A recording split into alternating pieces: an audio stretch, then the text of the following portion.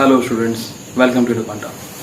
Today we'll discuss how to calculate molar mass और molar mass होता क्या है, पहले ये समझते हैं। मोलर मास बहुत ही बेसिक सा टर्म है। मोलर मास हम एक जनरलाइज टर्म की तरह यूज करते हैं। किसी एलिमेंट के एटॉमिक मास या एटॉमिक वेट को हम मोलर मास कह सकते हैं। किसी कंपाउंड के मॉलिक्यूलर मास या मॉलिक्यूलर वेट को भी हम मोलर मास कह सकते हैं। तो मोलर मास जो है वो जनरलाइज टर्म है। किसी कंपाउंड का मॉलिक्यूलर मास या मॉलिक्यूलर वेट हम स्पेसिफाई नहीं करेंगे, हम ये कह सकते हैं कि ये उसका मोलर मास है।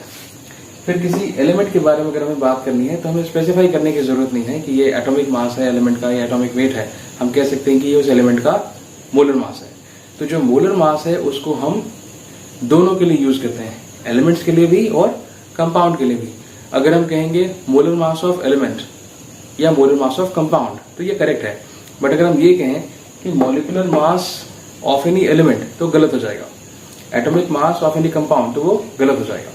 तो एटॉमिक मास हमेशा एलिमेंट के लिए होता है, मॉलिक्यूलर मास या मॉलिक्यूलर वेट हमेशा कंपाउंड के लिए होता है।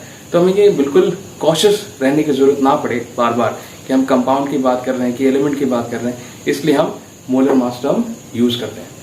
Now will see how to calculate molar mass. Let's start the class.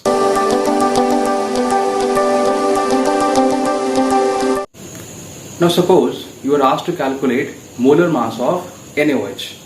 तो NaOH का हम मोलर मास कैसे कैलकुलेट करेंगे? किसी एलिमेंट का जो मोलर मास है वो होता है वो तो सिंपली उसका एटॉमिक मास होता है। जैसे सोडियम का मोलर मास 23, कार्बन का मोलर मास 12, ऑक्सीजन का मोलर मास 16। लेकिन जब किसी मॉलिक्यूल के बारे में पूछा जाए, कोई कंपाउंड गिवन है आपको और फिर कहा जाए कि इस कंपाउंड का मोलर मास बताइए, तो कैसे निकालते हैं? तो अगर NaOH के लिए अगर हमें मोलर मास पूछा जाए तो हम कैसे निकालेंगे? तो सबसे पहले हम ये देखेंगे NaOH ये जो कंपाउंड है इसके एक मॉलिक्यूल में कौन कौन से एलिमेंट्स प्रेजेंट हैं और उसके कितने एटम्स हैं। तो यहाँ पे सोडियम का एक एटम है, ऑक्सीजन का एक एटम है और हाइड्रोजन का भी एक एटम है। तो सबके एक एक एटम्स हैं।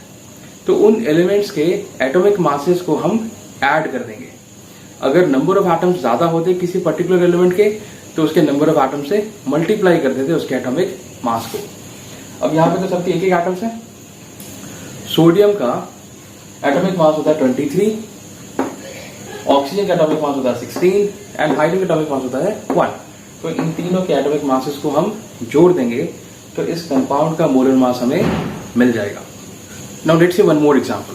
Now suppose if you are asked to calculate molar mass of this sodium thiosulphate Na2H2O3। अब इस मॉलिक्यूल में मोर देन 1 एटम्स प्रेजेंट हैं अलग अलग एलिमेंट्स के। तो हम इसका मोलर मास कैसे निकालेंगे? जितने भी एलिमेंट्स हैं उनका एटॉमिक मास उनके नंबर ऑफ एटम से मल्टीप्लाई कर देना है।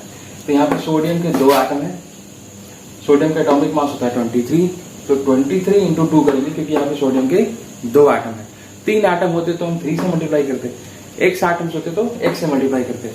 तो इस मॉलिक्यूल में सोडियम का चूंकि 2 एटम है तो सोडियम का एटॉमिक मास जो होता है, सोडियम का जो मोलर मास होता है, हम एटॉमिक मास भी कहते हैं मोलर मास भी कहते हैं। तो सोडियम का जो एटॉमिक मास है उसको 2 से मल्टीप्लाई करेंगे तो 23 2 46 आ गया। अब सल्फर के यहाँ पे 2 एटम्स हैं तो सल्फर के एटॉमिक मास को 2 से मल्टीप्लाई करेंगे तो 2 इंटू 32 ये 64 हो गया। ऑक्सीजन के यहाँ पे 3 एटम्स हैं तो जो ऑक्सीजन का एटॉमिक मास होगा 16 उसको हम 3 से मल्टीप्लाई करेंगे क्योंकि यहाँ पे ऑक्सीजन के 3 एटम है। तो 16 इंटू 3 48 आ गया। इन तीनों को हम ऐड कर देंगे, जो सम आएगा that will be termed as molar mass of this compound. So this is how we calculate molar mass of different compounds. And why is it so much important? Molar mass calculate करना इतना जरूरी क्यों है? क्योंकि जब हम मोल concept पढ़ेंगे तो नंबर ऑफ मोल्स कैलकुलेट करने के लिए इसकी जरूरत पड़ती है। किसी भी सब्सटेंस का अगर मास गिवन हो और नंबर ऑफ मोल्स निकालना हो तो उस सब्सटेंस के गिवन मास को उसी सब्सटेंस के मोलर मास से डिवाइड करना पड़ता है। तो you should know how to calculate molar mass. तो कैसे निकालते हैं? अगर एलिमेंट की बात हो रही है तो जो एलिमेंट का एटॉमिक मास है वही उसका मोलर मास है। लेकिन अगर कंपाउंड की बात हो रही है तो हम इस तरीके से उस कंपाउंड का मोलर मास कैलकुलेट करेंगे। I hope you have got it how to calculate molar mass of compounds and elements as well. Take care, bye bye.